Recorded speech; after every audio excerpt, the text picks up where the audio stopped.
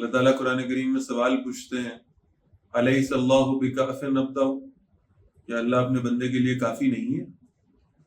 کیا اللہ اس بات کے لیے کافی نہیں ہے کہ اللہ کا بندہ صرف اللہ پر بھروسہ کرے اور باقی سب چیزوں کو چھوڑ دے؟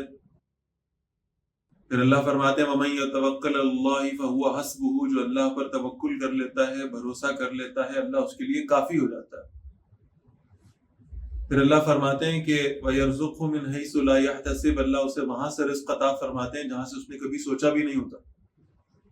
رسول اللہ علیہ السلام فرماتے ہیں میری امت کے 70,000 لوگ جنت میں بغیر کسی حساب کے داخل ہو جائیں گے۔ یہ وہ ہیں جو غیر شرعی جھاڑ پھونک نہیں کرتے، یہ بدشگونی نہیں لیتے، اور یہ صرف اللہ پر توکل کرنے والے ہیں۔